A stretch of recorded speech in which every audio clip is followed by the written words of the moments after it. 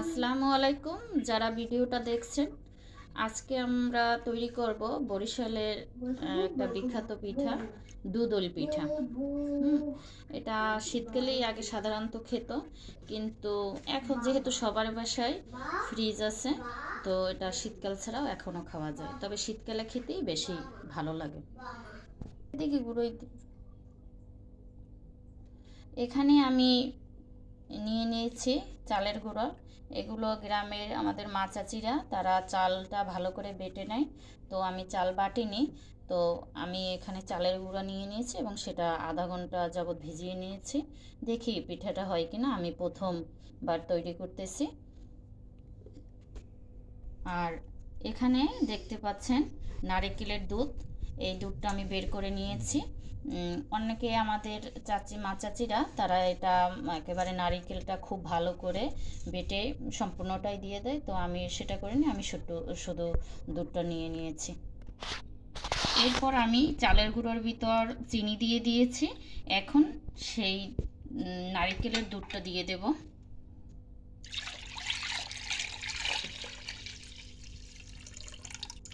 নারকেলের দুধটা আছিলে এবং দিয়ে দেব দারচিনি আর এলাচ। তেজপাতাও দেওয়া যায়, আমার কাছে তেজপাতাটা নাই, সেজন্য আমি তেজপাতা দিই নাই। এবং দিয়ে দেবো স্বাদ মতো লবণ। আর আপনারা চিনিটা যে যেরকমের খেতে ভালোবাসেন সে সেরকমই দিয়ে দেবেন। এরপর চুলা জ্বালিয়ে আমি এটা বসাই দিছি। এখন এটা আমি অনবরত লাড়তে থাকবো। এটা অবশ্যই লাড়তে থাকতে হবে যাতে নিচে না লাগে, এবং এটা অনেক ধৈর্য সহকারে তৈরি করতে হবে। কিছু নাড়াচাড়া বন্ধ করা যাবে না, অনবরত নাড়তে থাকতে হবে। দেখেন আস্তে আস্তে ঘন হয়ে আসছে। এ পর্যায়ে কিছুতেই বন্ধ করা যাবে না নাড়া।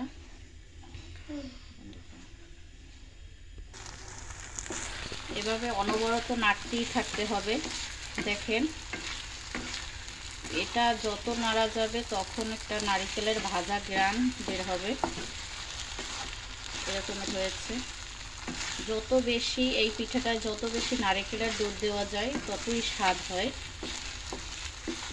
আর যত বেশি আপনি পিঠাটা ভাজতে পারবেন এভাবে, তত বেশি শক্ত হবে।